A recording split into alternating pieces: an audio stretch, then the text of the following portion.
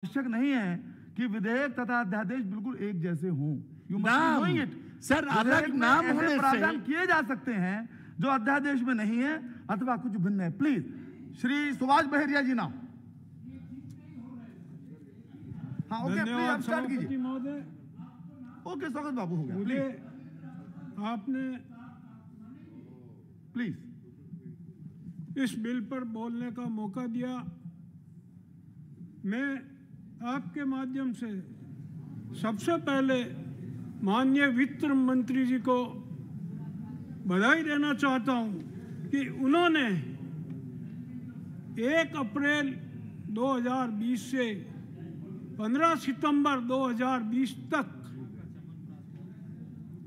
1,06,000 करोड़ रुपए जो tax payer के रिफंड के थे वो उन्होंने इस खराब समय में सबको रिफंड किए। नहीं तो पहले स्थिति यह होती थी माननीय सभापति महोदय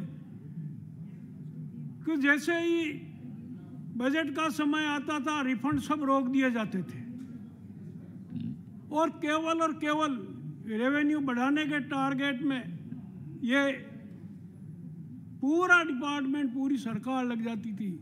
लेकिन ऐसी खराब परिस्थिति में जबकि सरकार के रेवेन्यू रिसोर्सेज अभी सिकुड़ रहे हैं, उस समय भी टैक्स पेयर का पैसा जो रिफंड का उनका हक था 1 अप्रैल से 2020 से 15 सितंबर 2020 तक 1,06,000 करोड़ रुपए रिफंड किए, लगभग 30 लाख टैक्स पेयर को, ताकि जो खराब परिस्थिति में उनका इस समय काम आ सके। तो इसके लिए मैं सरकार को, माननीय वित्त मंत्री जी को, सबको बहुत बहुत बधाई देना चाहता हूँ।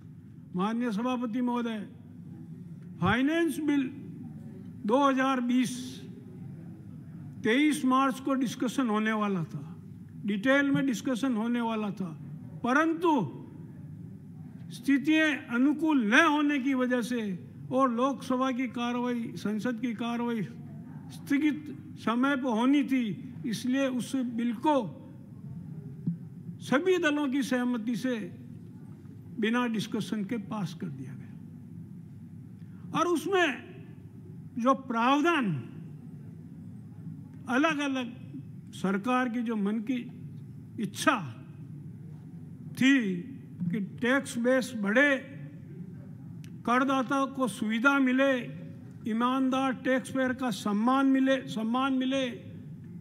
और अननेसेसरी हरेसमेंट न हो, ऐसे अलग अलग तरह के प्रावधान हुए थे। मैं कुछ प्रावधान आपके सामने उसके, क्योंकि उसमें डिस्कशन डिटेल में नहीं हुआ था और इसीलिए जो बड़े जैसे एमएसएमई के तरफ सरकार का सबसे ज़्यादा ध्यान है। अभी आत्मनिर्भर भारत अभियान में भी 3 लाख करोड़ रुपए का एमएसएमई को सहायता बिना गारंटी के देने की बात हुई। तो उस एमएसएमई जिनके कैश ट्रांजैक्शन 5% से ज़्यादा नहीं है, लेने में भी और देने में भी, तो टैक्स ऑडिट में जहाँ 1 करोड़ की जनरल लिमिट है कि भाई 1 करोड़ से ज़्यादा व्यवसाय जिसका भी हो उसको टैक्स ऑडिट कराना पड़ता है, लेकिन एमएसएमई को 1 करोड़ की जगह 5 करोड़ तक की छूट दी गई। कंडीशन यही, शर्त यही थी कि भाई उसका कैश ट्रांजैक्शन यानी न तो टोटल रिसिप्ट का 5% से ज़्यादा कैश नहीं हो सकता, टोटल पेमेंट का 5% से ज़्यादा कैश नहीं होता। एक बहुत बड़ी रिलीफ जो एमएसएमई काफ़ी रोजगार देती है उनको इससे मिली। दूसरा, माननीय सभापति महोदय, उस बिल में एक टैक्स और हटाया गया, डिविडेंड डिस्ट्रीब्यूशन टैक्स। एक कंपनी कुछ पैसा कमाती है तो उस पर टैक्स देती है। टैक्स के बाद जो उसके शेयर होल्डर है उस कंपनी से उम्मीद करते हैं कि हमको कुछ डिविडेंड मिले, तो वो डिविडेंड की घोषणा करती तो उससे पहले डिविडेंड डिस्ट्रीब्यूशन टैक्स भी देता है। तीसरा, उसके जब वो शेयर होल्डर उसके पास जब वो डिविडेंड पहुंचता है तो उसके ऊपर भी टैक्स लगता। एक ही इनकम पर 3 जगह टैक्स हो रहा था। तो ये पिछले जो फाइनेंस बिल 2020 था उसमें भी डिविडेंड डिस्ट्रीब्यूशन टैक्स है उसकी समाप्ति की गई, और उसके अलावा कुछ relaxation financial amendment 2019 financial amendment जो 2 नंबर था उसमें कंपनीज को दिए थे, प्राइवेट कंपनीज को असेसमेंट के अंदर टैक्स लायबिलिटी 22% की गई टैक्स दर, परंतु उस समय कोऑपरेटिव सोसाइटी को नहीं दी गई थी। तो यह भी सुविधा फाइनेंस बिल 2020 में उन कोऑपरेटिव सोसाइटीज को भी दी गई। माननीय सभापति महोदय, उसके साथ साथ जो ईमानदारी से टैक्स नहीं देते थे, कुछ ना कुछ उसमें रिकॉर्ड हेराफेरी करते थे, तो उनके लिए भी 2020 में कुछ नियम बनाए गए, कानून बनाए गए।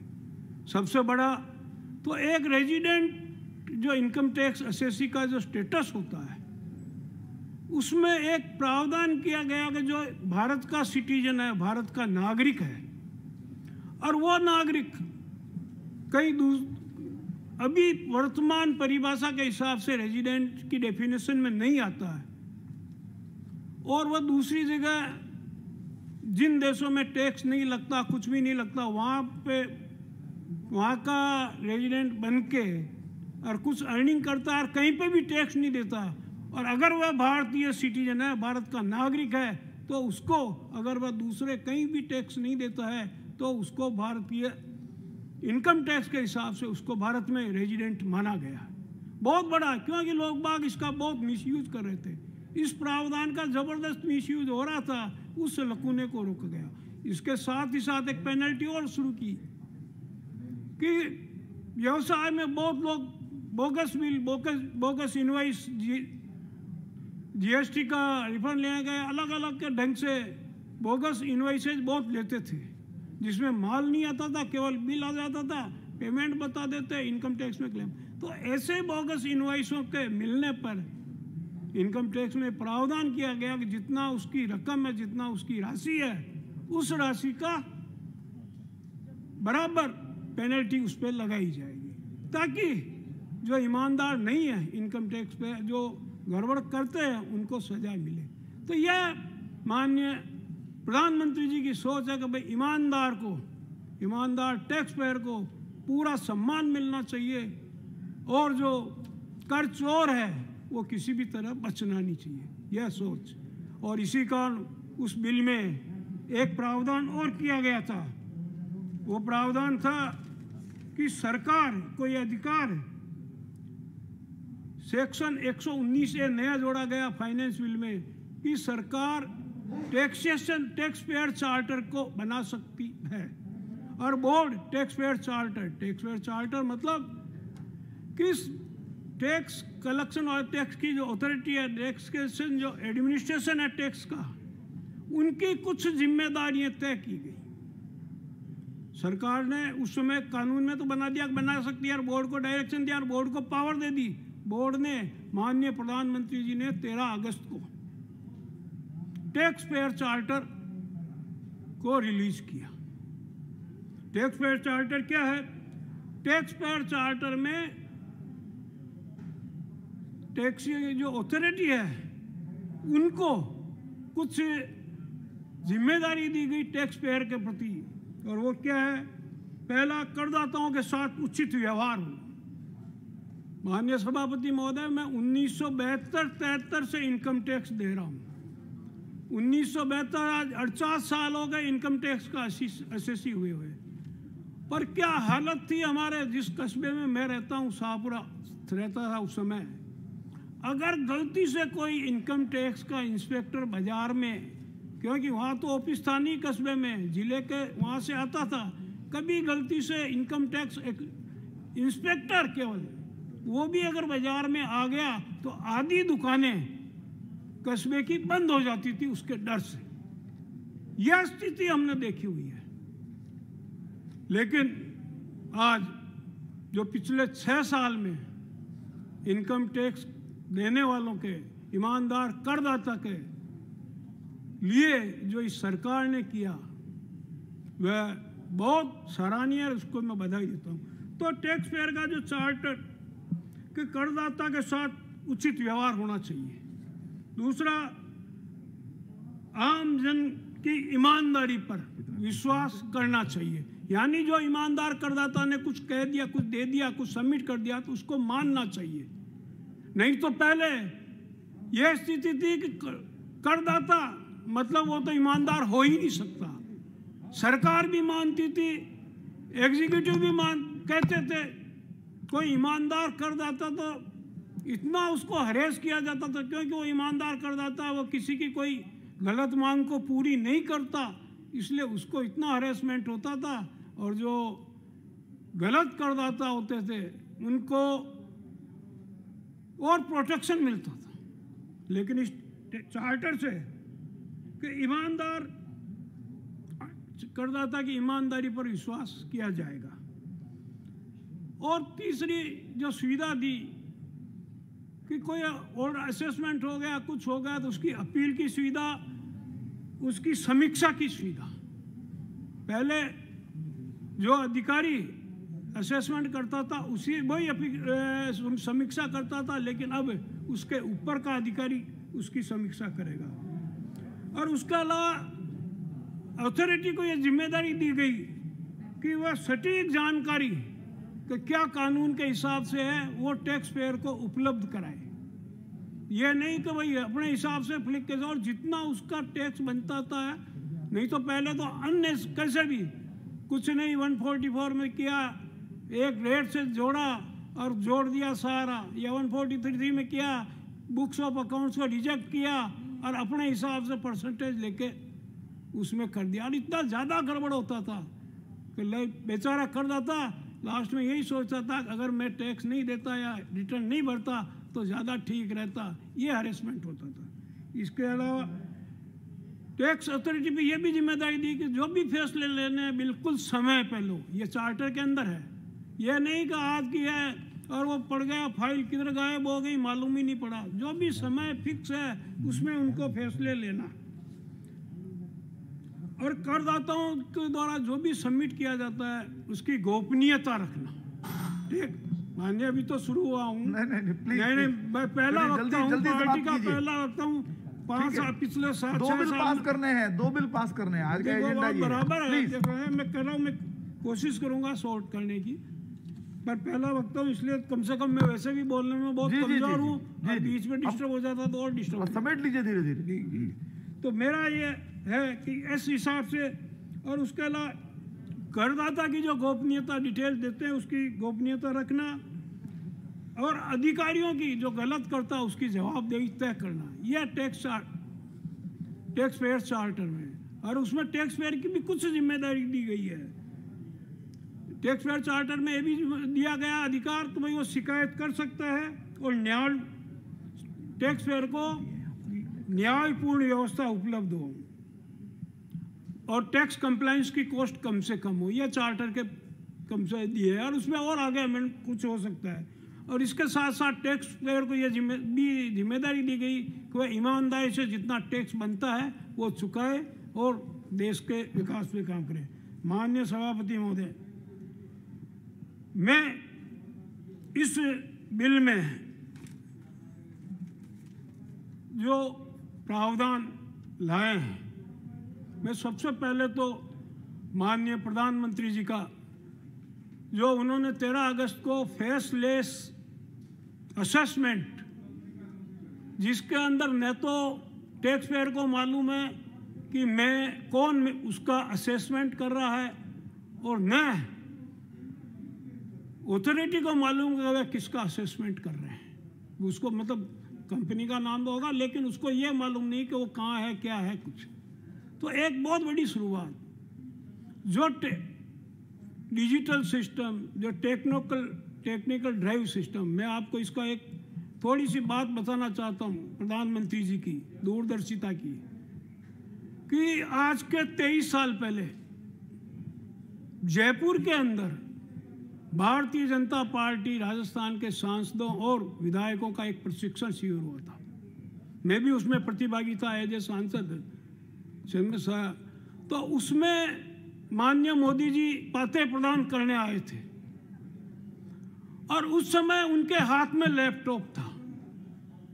आज के 23 साल पहले की बात बता रहा हूँ माननीय सभापति महोदय, लैपटॉप था। उन्होंने भाषण में उस समय बोला हमको कि भाई आगे आने वाला समय ऐसा आएगा कि जिसको कंप्यूटर चलाना नहीं आता है वो पीछे रह जाएगा।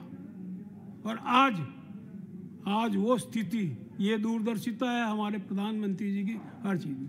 उस समय भी हमको पार्लियामेंट की तरफ से डेस्कटॉप कंप्यूटर मिले थे, लेकिन वो केवल दिखाने के लिए, सजाने के लिए, क्योंकि हमको चलाने नहीं आता था। और कम से कम हमारा जो पीए आता था उससे प्रिंट निकाल लेता था, लेटर टाइप कर लेता था। तो ये चीज़ जो है, और यही सोच प्रधानमंत्री जी की, जो टैक्स पेयर चार्टेड और फेसलेस असेसमेंट जो इस बिल में प्रावधान है, उसमें पूरा डिटेल। अब समाप्त कीजिए। मैं करूँगा। अभी तो इनकम टैक्स है, अभी बाकी सारा जो है वहाँ, क्योंकि इसमें जो अमेंडमेंट में सबसे बड़ा तो जो डेट्स हैं, क्योंकि कोरोना के कारण किसी चीज़ में समय पर नहीं हो सकी। जैसे टैक्स पेयर कोई इन्वेस्टमेंट करता है, पॉइंट्स बोल दीजिए प्लीज, जो भी बोलना है जल्दी से पॉइंट्स बोल दीजिए। भाई जैसे एलोबरेट मत कीजिए जी प्लीज। मैं कर रहा हूँ। सभापति महोदय 10 मिनट हुए हैं, अभी तो पहला स्पीकर हूँ। 15 मिनट हो गए। नहीं 10 मिनट हुए हैं अभी मेरे को, तो इसलिए आप इसको बोल दीजिए। तो जो डेट एक्सटेंशन की है वो भले ही, क्योंकि जैसे करदाता है वो उसको इन्वेस्टमेंट करना वो मार्च के लास्ट वीक में करता है उस फाइनेंशियल ईयर का, लेकिन मार्च के लास्ट वीक में लॉकडाउन की वजह से जो इन्वेस्टमेंट, भले ही वो कैपिटल गेन का हो, भले ही चैप्टर 680 के डिडक्शन का हो, वो करने के लिए तो ये एक्सटेंड किया है। तारीख है उसकी 31 जुलाई तक की। यह बहुत बड़ा रिलीफ करदाता को मिला। और उसके साथ साथ जो उन्होंने विश्वास जो स्कीम है, उस स्कीम में जो तारीख 30 जून दी हुई थी, विश्वास समाधान जो है कि भाई आज लगभग 5 लाख केसेज अलग अलग अपीलों में, उसकी जो अमाउंट है इनकम टैक्स की 11 लाख करोड़ रुपए है, वो अपीलों में अटकी हुई। तो उनके समाधान के लिए जो स्कीम लाए और उसकी लास्ट डेट 30 जून थी, उसको 31 दिसंबर 2020 तक बढ़ा गया, ताकि जो भी उस कारण से, इस कोरोना के कारण जो इसमें नहीं आ सके, उन्होंने किया। अब मैं आपको जीएसटी के ऊपर बात करता हूँ। जीएसटी पे भी बता रहे थे, क्योंकि ये प्रोविजन किया गया एक्ट में कि भाई अगर ऐसी स्थिति है तो डेट जो अलग अलग कानून में है, तो वो कानून में सरकार को अधिकार मिल गया कि उन डेटों को एक्सटेंड कर सके। माननीय सभापति महोदय, मैं आपके माध्यम से अपनी एक विशेष जीएसटी में जो दिक्कत है आ रही है, उसके बारे में थोड़ा वित्त मंत्री जी के माध्यम, आपके माध्यम से वित्त मंत्री जी के ध्यान दिलाना चाहता हूँ। एक तो सुभाष जी अब कंक्लूड माननीय सभापति महोदय, मेरा पहला स्पीकर हूँ पार्टी का। हाँ, आप पहला स्पीकर है, बहुत बढ़िया भी बोल रहे हैं, सब्जेक्ट पे बोल रहे हैं। मैं इधर समय की पाबंदी है, मैं जल्दी कोशिश करूंगा बंद करने की। और कई मेंबर भी बोलेंगे। आपका जीएसटी, तो आप जितने गहराई से बोल रहे हैं शायद और कोई नहीं बोल पाएगा। आप तो इसलिए मैं आपको निवेदन कर रहा हूँ, जल्दी कर रहा हूँ। आप और 2 मिनट में खत्म। मैं कर रहा हूँ 2 मिनट। जीएसटी में माननीय सभापति महोदय, 14 मार्च की जीएसटी काउंसिल की बैठक में तय हुआ था कि जीएसटी पेबल जो केस में उसके ऊपर ब्याज लिया जाएगा, और जो जीएसटी पेबल आईटीसी के मार्फत डेबिट होना है उस पर ब्याज नहीं लिया जाएगा। और वो रेट्रोस्पेक्टिव इफेक्ट से जब से लागू हुआ तब से किया गया। ये जीएसटी काउंसिल ने निर्णय किया और इसके लिए कानून आ गया। लेकिन ये जो नोटिफिकेशन है वो बाद में है, तो बीच के पीरियड में आज सारे जो करदाता है वो काफ़ी असमंजस में है, तो इसको क्लियर किया जाए। दूसरा, मैं आपको एक ध्यान में जीएसटी में लाना चाहता हूँ, सारे निर्णय जीएसटी काउंसिल ही करती है, अब किसी के हाथ में कुछ नहीं। जीएसटी काउंसिल ने जीएसटी कानून बनाया, सीजीएसटी कानून बनाया और कानून के बाद रूल बने। तो रूल जो है वो कानून को क्रॉस नहीं कर सकते, यह जनरल बात है। लेकिन इसमें सीजीएसटी में कानून रूल जो है वो कानून को क्रॉस कर रहे हैं। इसका उदाहरण आपको एक मैं लास्ट बात रखेगा कि आईटीसी जो इन्वर्टेड ड्यूटी स्ट्रक्चर है उसमें आईटीसी का रिफंड होता है। जीएसटी का कानून सेक्शन 50 सीजीएसटी का यह कहता है सेक्शन 54(3) कि भाई जो भी आईटीसी क्रेडिट है उसका रिफंड के लिए, ठीक है सर, रिफंड के लिए मैं खत्म कर रहा हूँ, रिफंड के लिए वो एलिजिबल है। परंतु मणिकम टैगोर, परंतु एक मिनट में पूरी कर रहा हूँ सभापति महोदय, 1 मिनट में पूरी कर रहा हूँ मैं कि उसके जो एलिजिबल है। लेकिन रूल्स के अंदर जो प्रोविजन किया गया रूल्स 89(5) में, उसमें जो सर्विस टैक्स की आईटीसी है उसको अलग कर दिया गया। रूल्स आज एक्ट से को क्रॉस कर रहा है, तो ये इसको करेक्शन किया जाए। बहुत बहुत धन्यवाद, आपने बोलने का दिया मौका, समय कम दिया, फिर भी धन्यवाद। धन्यवाद, धन्यवाद। Now Manikam Tagore. Respected Chair, today I rise in opposition to the